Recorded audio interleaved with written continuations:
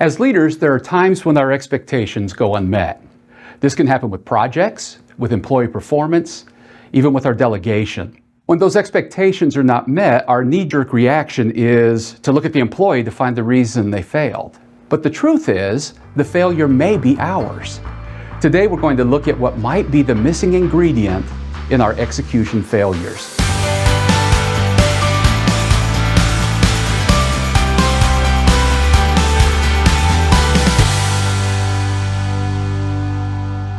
Has this ever happened to you? You roll out a new project that you're really excited about. You get everybody on board and they get busy, but somehow it doesn't turn out the way you anticipated. Or you delegate a task to one of your team members. They go off and work on it and they come back excited and proud of the final product. But there's one small problem. What they bring back in no way resembles what you wanted. Or how about this one? One of your employees is not performing the way you want them to, so you sit down and you have a conversation with them. You think you got through, but they still don't meet your expectations.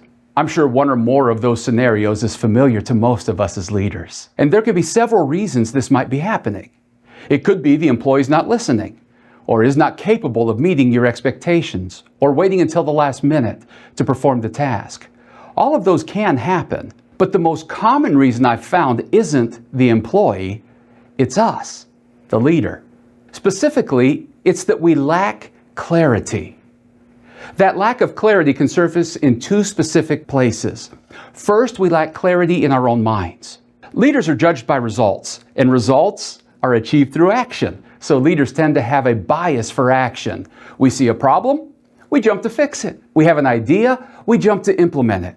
By jumping into action without being clear about what we want or what we're really trying to accomplish causes a great deal of sideways energy and rarely gets the results you are looking for. You see, action, in order to be effective, has to be preceded by clarity.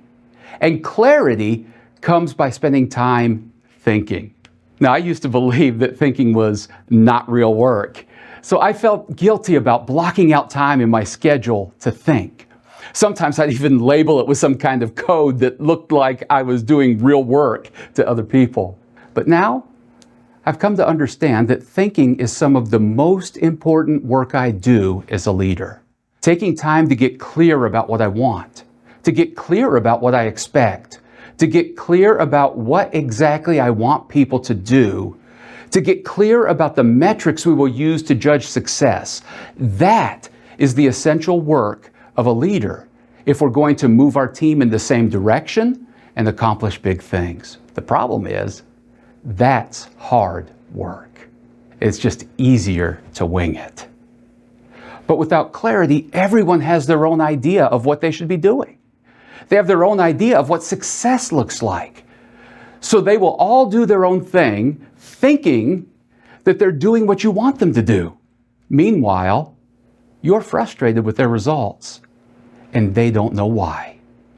They're working hard, they're busy, but they aren't moving in the same direction. The second area is when we lack clarity in our communication.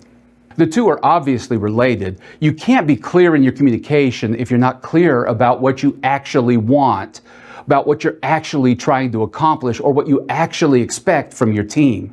But even if we have clarity internally, we can still struggle to communicate clearly. When I'm not clear in my communication, I tend to dance around the issue. I speak in vague language. I fail to be direct in regard to my expectations. I talk in circles, and they have absolutely no idea what I want or what I expect. And they're afraid to ask. So they're left to fill in the blanks on their own, and they just hope they're right.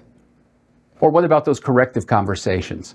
In those, I beat around the bush to spare the feelings of the person I'm talking to, and they walk out of the meeting sometimes without even knowing there's a serious issue.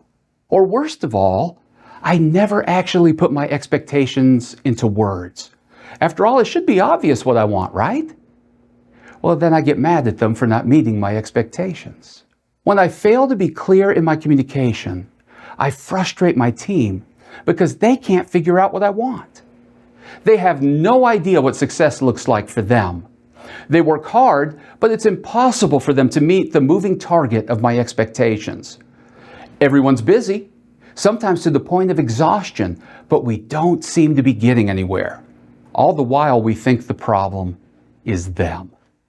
When I am clear about what I expect, clear about what we are shooting for, and communicate that with concrete and direct language, everyone understands where we are going, how they contribute, and what is expected of them.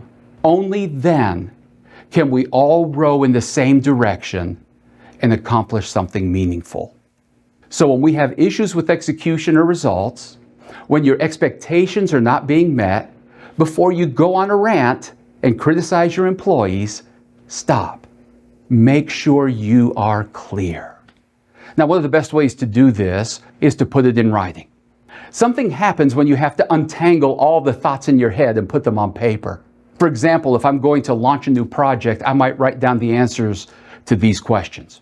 What am I trying to accomplish? What is the reason for this project? What would constitute success? What are the metrics we will use to measure that success? What specifically do I expect my team to do? See, I've done this many times and I realized that I thought I was clear about what I wanted. But when I tried to write it down, I realized I wasn't clear at all. Once you write it down, not only will you gain clarity, but you will be better able to communicate it with others with clarity. Well, thank you for partnering with us as you find your lead.